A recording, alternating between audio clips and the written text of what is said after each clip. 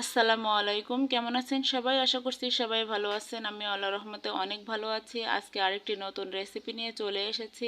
আজকে আমি রান্না করে দেখাবো একটা শাক। শাকটা দেখতে সাধারণ কিন্তু খেতে সত্যি অসাধারণ।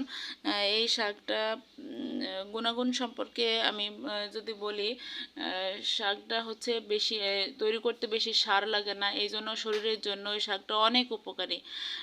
তো এটা এমনি জঙ্গলেই হয় এই শাকটা, কিন্তু মানুষ বোঝে না যে এটা শাক কিংবা এটা খেতে হয়।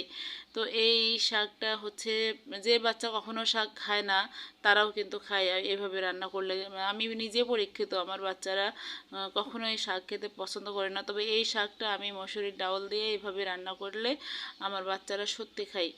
তো হচ্ছে শুরুতেই বলে রাখি, আপনারা যদি আমার চ্যানেলে নতুন হয়ে থাকেন অবশ্যই আমার চ্যানেলটি সাবস্ক্রাইব করে দিবেন, লাইক কমেন্ট শেয়ার করে দিবেন, পাশে থাকা বেল বাটনটি অন করে দিবেন যেন সমস্ত নতুন নতুন ভিডিও ছাড়ার সাথে সাথে নোটিফিকেশন আপনার ফোনে চলে যায়। তো এই শাক বাছতে বাছতে আমি আপনাদের সাথে একটু কথা বলি। আসলে কথাটা হচ্ছে, আমরা বলি যে আমরা ফুল ভিডিও দেখে নিলাম, কিন্তু আদৌ কি দেখা হয়? একটু দেখে জাস্ট একটু কমেন্ট করে হচ্ছে মানুষ চলে যায়। কিন্তু এটা করলে দেখা যাচ্ছে যে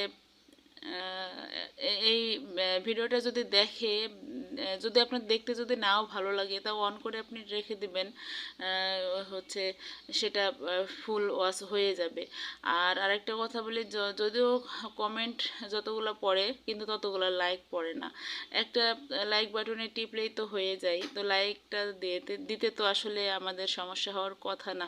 তো আপনাদের কাছে আমি হচ্ছে রিকোয়েস্ট করব যে আসলে পুরো ভিডিওটা দেখে নিলে চ্যানেলের উপকার হয় কিংবা একজন মানুষের উপকার হয়। একজন মানুষের উপকার যে মানুষ করে, আল্লাহ তার উপকার করে। তো অনেক কথা বলে ফেললাম, যদি ভুল ত্রুটি হয়ে থাকে ক্ষমা সুন্দর দৃষ্টিতে দেখবেন প্লিজ।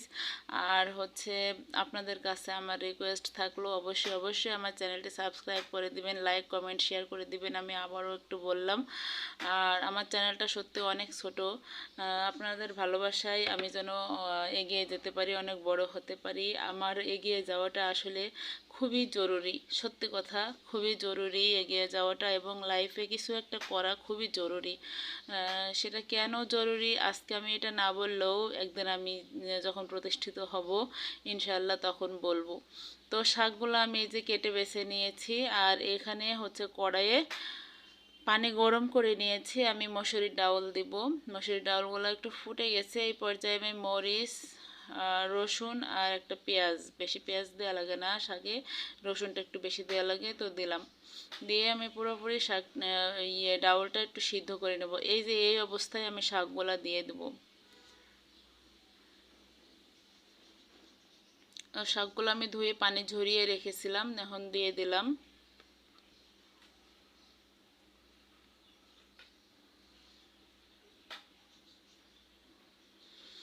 একটু সামান্য পরিমাণে লবণ দিলাম, লবণটা বেশি দিব না কারণ শাকগুলা কমে যায় সিদ্ধ হওয়ার পরে, এই জন্য লবণটা একটু বুঝে দিতে হবে। শাকে বেশি লবণ হয়ে গেলে আবার খেতে স্বাদ লাগে না, এই জন্য।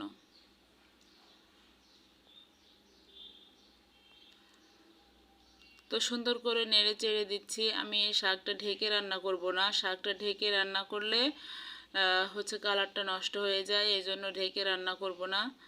তো ডাউলগুলো শাকের সাথে সুন্দরভাবে মিশিয়ে দিচ্ছি। তো দেখেন কত পানি বের হয়েছে, আসলে আমি এক্সট্রা কোনো পানি দেই নাই, শাকের মধ্যে যে পানি ছিল সেগুলাই বের হয়েছে, এক্সট্রা পানি দেওয়া লাগে না। ডাউলটা যেহেতু আমরা একটু আগে সিদ্ধ করে নিয়েছি এই জন্য এক্সট্রা পানি দেওয়া লাগে না। তো অলরেডি আমার পানি শুকিয়ে গেছে, একটু অন্ধকার লাগছে, কারেন্টের সমস্যা, কারেন্ট চলে গেছিলো। পরে আমি এবার মোবাইলের ফ্ল্যাশ লাইট দিয়ে আমি হচ্ছে এটা করছি, তাতেও কালারটা একটু ভালো আসছে না।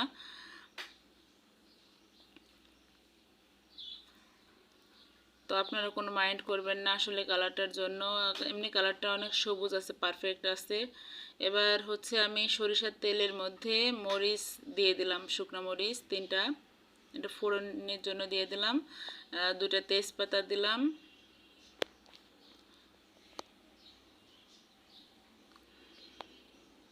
আর দিয়ে দিলাম সামান্য পরিমাণে জিরা। এই তিনটা জিনিস ফোড়নে দিলে অনেক সুন্দর একটা ফ্লেভার আসে। আর হচ্ছে শাকটা খেতে অনেক ভালো লাগে। এই মরিচগুলো কিন্তু আমি ফেলি না, আমি শাকের সাথে খেয়ে ফেলি। এগুলো অনেক ভালো লাগে খেতে। তো এরপর আমি শাকটা দিয়ে দিলাম।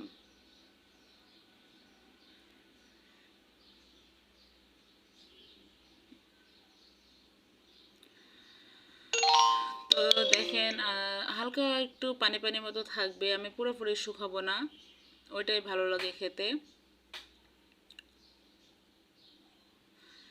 তো নেড়ে চেড়ে খুব সুন্দরভাবে আমি রান্নাটি শেষ করে ফেললাম। রান্নাটি অলরেডি আমার হয়ে গেছে। এরপর আমি হচ্ছে আরেকটা এবার আমি নামিয়ে নিচ্ছি। দেখেন শাকগুলো এত সুন্দর কালার আসছে, একদমই সবুজ কালার আছে।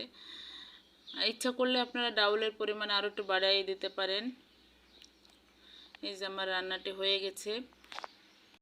তো এতক্ষণ কষ্ট করে আমার এই সম্পূর্ণ ভিডিওটি দেখার জন্য আপনাদেরকে অসংখ্য অসংখ্য অসংখ্য ধন্যবাদ। আপনারা সবাই ভালো থাকবেন, আমার জন্য দোয়া করবেন। আর আমি অনেক কথা বলেছি আজকে, এর মধ্যে যদি কোনো ভুল ত্রুটি হয়ে থাকে অবশ্যই অবশ্যই ক্ষমা সুন্দর দৃষ্টিতে দেখবেন।